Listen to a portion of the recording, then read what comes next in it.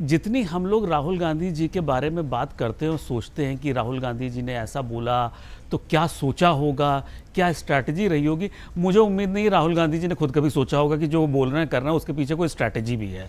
वो जो प्रवाह में जो है जो आता है वो जो कह जाता आता है वो बोलते हैं, जो करते हैं उनको खुद बहुत ज़्यादा कुछ पता नहीं है।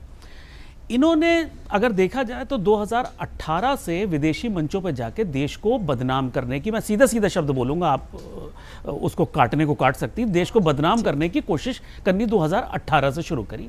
वो आज तक वो 2025 तक अपने काम में पूरी तरह से लगे हुए हैं, अलग अलग तरीके से, अलग अलग मंचों से, अलग अलग शब्दों के साथ। इस बार उन्होंने फिर से वो आरएसएस को कायर कह दिया और आरएसएस की विश्वसनीयता पे सवाल उठा दिए, दुनिया भर की चीज़ें करी। देखिए, जितना संघ का मेरे यहाँ सब बहुत मेरे से सीनियर लोग बैठे हैं, अगर मैं जितना आरएसएस की संघ की कार्यशैली को समझता हूँ तो मुख्य काम उसका सेवा रहा है और राष्ट्र निर्माण रहा है। ये दो चीज़ों के अराउंड पिछले 100 सालों में उसने काम किया है। अगर मैं गलत नहीं हूं तो एक ऐसा ही पैरेलल इनके पास भी संगठन हुआ करता था जिसे कहा जाता था कांग्रेस सेवा दल, क्योंकि उस समय कांग्रेस का भी काम सेवा और राष्ट्र निर्माण ही होता था।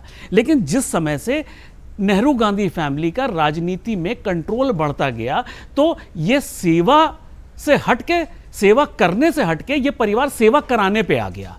राष्ट्र, और राहुल गांधी जी जब आए तो राष्ट्र निर्माण की जगह वो राष्ट्र का विघटन की तरफ आ गए कि जब जेनजीस उतर के सड़कों पे आ जाएगा तब जो है क्रांति हो जाएगी। अगर मान लीजिए वो बांग्लादेश, वो देश को बनाना चाह रहे हैं या जो उनका स्वप्न है, तो उसमें उनको क्या लाभ है वो उन्हें खुद भी नहीं पता है।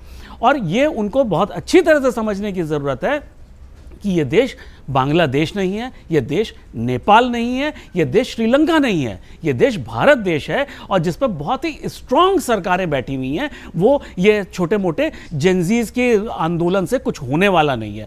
मुझे अपनी याददाश्त में जो युवाओं ने एक आंदोलन किया था, मेरे ख्याल से 1990 में जो मंडल के टाइम पे हुआ था, और उससे क्या आउटकम निकला था मेरे ख्याल से किसी को याद भी नहीं होगा। इतने पूरे देश भर में आंदोलन हुआ था और उसके बाद उसको किस तरह से कंट्रोल कर लिया गया। तो उस समय जब कर लिया गया तो आज किस तरह से किया जाएगा इसे बताने की जरूरत नहीं। तो राहुल गांधी जी ये दिवा स्वप्न देखना बंद कर दें तो बहुत अच्छा रहेगा।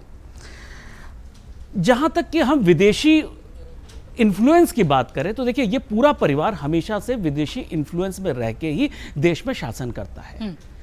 ऐसा नहीं उसका हमेशा नुकसान ही हुआ है। नेहरू जी विदेशों से बहुत इन्फ्लुएंस रहे और उन्होंने देश में बहुत सारी अच्छी चीज़ें भी करी, बुरी भी करी, अच्छी भी करी। राजीव गांधी जी भी बहुत इन्फ्लुएंस रहे, उन्होंने भी बहुत सारे अच्छे काम किए, बहुत सारे बुरे काम भी किए।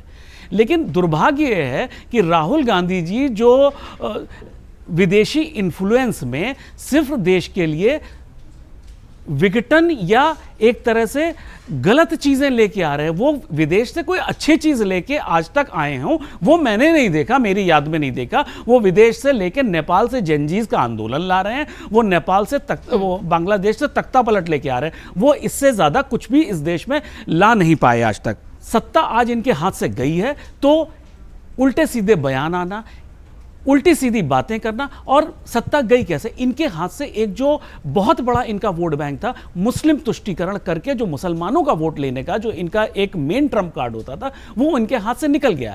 जो अगर वहां पे इन्होंने जाके कोलंबिया में संघ को कायर कहने के पीछे जो उद्देश्य था, जो मेरा यह मानना है कि किसी ना किसी तरह मुस्लिम वोट को फिर से अपने पक्ष में लाया जा सके।